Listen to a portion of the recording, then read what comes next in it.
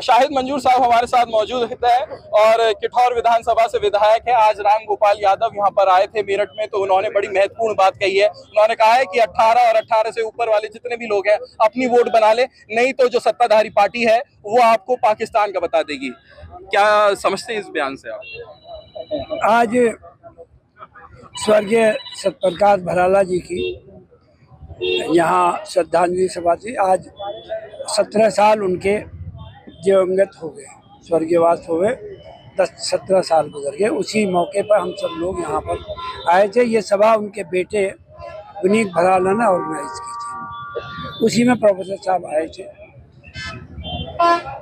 उन्होंने लोगों को सचेत किया है कि अपनी वोट बनवाएं, क्योंकि जो माहौल चल रहा है वोट को काटने का, कटी हुई वोटों को डिलीट करने का, वोटों को लिस्ट से निकालने का, और दूसरी बात ये कि वोटों को चोरी करने का, ये सब भारतीय जनता पार्टी की तरफ से ये अभियान है।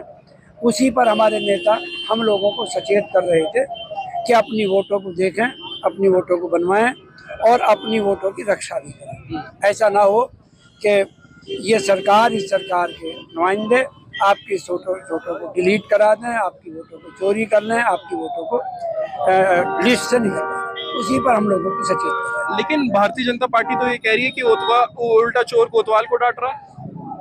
हाँ, ये तो तकरीबन जो वोट अब तक सामने आई हैं, हमारे नेता आदरणीय अखिलेश यादव जी ने लगभग 20,000 वोट जो हैं वो सबमिट करी थी इलेक्शन ऑफिस में, और उसकी रिसीव ली थी और हलफनामे के साथ में वो उन्होंने दाखिल की थी। अब जब उनका संज्ञान ही नहीं लिया गया, हम लोग कुछ कहते हैं, बात कहते हैं, एफिडेविट देते हैं तो संज्ञान नहीं लेते हैं। बाद में कहते हैं कि अभी जो कांग्रेस की तरफ से जो लिस्ट जारी करी गई है 65,000 की, उसके लिए उनका कहना है कि ये तो आप एफिडेविट के साथ दो। जब एफिडेविट के साथ देते हैं तो बात नहीं करते हैं, जब एफिडेविट वो भी दिया जाएगा। ऐसा नहीं है कि वो ना दिया जाएगा। यही सब काम और यही सब खेल जो है वो भारतीय जनता पार्टी की सरकार कर रही है। अच्छा, अभी पूजा पाल जो आपके पार्टी से विधायक है उनको हटाया गया है, उन्होंने मुख्यमंत्री की तारीफ करी थी, तो कहीं ना कहीं आपको लगता है कि उनको हटाना एक सही फैसला है या गलत फैसला है? क्योंकि भारतीय जनता पार्टी उस फैसले को कहीं ना कहीं अपने पक्ष में मोड़ने का प्रयास कर रही है। आज मैं जिस चैनल पर बात कर रहा हूँ, इस चैनल की कुछ मर्यादा है, इस चैनल का कुछ दायित्व है। आप उन खान के खिलाफ बोलो और दूसरे चैनल की तारीफ करो तो क्या लगेगा आपको? आपका संस्थान रखेगा, निकालेगा? स्पोर्टिंग वे में लेंगे, स्पोर्टिंग वे में लेंगे। तो स्पोर्टिंग वे में ही लिया गया। ये जो सपोर्ट जिधर को जा रही थी उसी के लिए लिया गया कि तुम्हारी जहाँ को सपोर्ट है वहीं चले जाओ। हम भी सपोर्टिंग वे में ले रहे हैं। जहाँ जिनकी बात कर रही है उनके साथ बैठो, जाओ। आपको क्या लगता है कानून व्यवस्था कैसी है? कानून व्यवस्था तो कल इसी क्षेत्र में, इसी टोल प्लाजा पर, अगले वाले टोल प्लाजा पर, भूनी वाले टोल प्लाजा पर दिखाई दे रही थी कि सेना के एक जवान को हाथ बांध के पीटा जा रहा। तो कानून व्यवस्था तो दिखाई दे रही है। कानून व्यवस्था रोजाना दिखाई दे रही है। जितने मर्डर पिछले 15 दिन में हुए हैं आप उनकी गिनती कर लो तो कानून व्यवस्था का पता चल जाएगा कि कानून व्यवस्था क्या है। और हम क्या कहें, रोजाना बड़ी तादाद में जो है वो अधिकारियों का, कर्मचारियों का, दरोगाओं का इसी आधार पे यहाँ के एसएसपी ट्रांसफर कर रहे हैं। अगर कानून व्यवस्था ठीक हो तो क्यों किसी को हटाया जाए? तो कहीं ना कहीं कमी रही होगी तभी तो हटाया जाए। राहुल गांधी का भी एक बयान आया, उन्होंने कहा है कि सत्ता में जैसी आएंगे तो चुनाव आयोग को पनिशमेंट देंगे, कार्रवाई करी जाएगी उनके ऊपर। अगर चोरी करने वालों को पनिशमेंट ना किया जाए तो फिर क्या फायदा? तो जिन्होंने चोरी की है निश्चित रूप से उनको पनिशमेंट होना चाहिए और होगा। पंचायत के चुनाव आ रहे हैं अब, और इसमें अगर आप कह रहे हैं कि वोट चोरी होगी तो किस तरीके से आप इलेक्शन लड़ेंगे? यही चुनाव हो, चाहे विधानसभा हो या फिर आने वाले लोकसभा? इसीलिए तो अभी सचेत करके गए कि अपनी वोटों को देखो, वोटों को देखेंगे, बनवाएंगे, रखवाल करेंगे।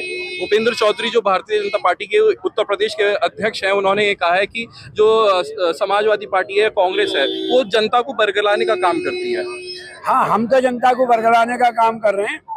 वो उपराष्ट्रपति का पता नहीं दे रहे कहाँ चले गए, श्रद्धांजलि सतपाल मलिक जी को नहीं दे रहे हैं। और मुझे और आपको एक याद दिला दूं, हमारी सरकार थी, यहाँ के विधायक थे समरपाल जी विधायक थे। मैं उनकी अंत्येष्टि में था, तो जब वहाँ श्रद्धांजलि उनको नहीं दी गई तो मैंने कहा नो, अंत्येष्टि तब तक नहीं होगी जब तक कि इनको जो इनका प्रोटोकॉल है वो नहीं दिया जाएगा। और लोग आए, पुलिस आई, उनको सलामी दी गई, तो आखिर क्यों नहीं सलामी दी गई और क्यों नहीं उनको प्रोटोकॉल दिया गया, तो उस पर बात करना। वो समाजवादी पार्टी को क्या करें, वो तो हम तो जैसे हैं ऐसे हैं, लेकिन वो अपने बारे में बात करें, उनकी क्या हैसियत है। आखिरी सवाल लूंगा पीडीए को लेकर। पीडीए एक आपका बहुत बड़ा नारा है जिसको आप सब कार्यकर्ता, नेता, सभी लोग बुलंद करते हुए नजर आ रहे हैं, लेकिन भारतीय जनता पार्टी उस नारे का अलग अलग डेफिनेशन दे रही है और कहीं ना कहीं उस पीडीए को तोड़ने का प्रयास है। पीडीए के बारे में बात ना करो, पीडीए का जो रिजल्ट अभी पार्लियामेंट में आया था उसका हिसाब किताब लो। इस पीडीए ने भारतीय जनता पार्टी को कहाँ पहुंचा दिया उसका गिनती करो। ये भारतीय जनता पार्टी के लोग क्या करें, इनका कोई संज्ञान लेने की जरूरत नहीं। थोड़ा सा समझाएं इस बात को मेरे को। कितने एमपी जीते हैं हमारे? 39। कांग्रेस के कितने जीते हैं? जैसे पीडीए का नारा है ना, कितने हुए? तो इन्हें पता नहीं चला पीडीए की ताकत क्या है। यही तो पीडीए की ताकत है कि तुम्हें 400 पार होने के बाद तो 300 पर नहीं पहुंचने दिया। यह है पीडीए की ताकत।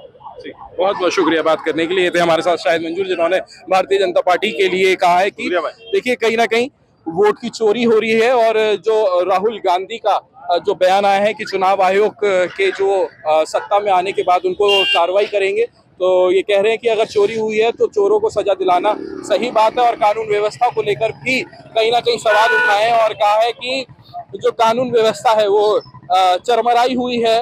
और अगर पूजा पाल ने अगर मुख्यमंत्री की तारीफ करी है तो जिसका जैसा देश होता है वैसा भेष होता है कहा जाता है, तो उनको वो पसंद है, तो इसलिए पार्टी से उनको निकाल दिया गया है। अनमोल शर्मा, टीवी 9 उत्तर प्रदेश, मेरठ।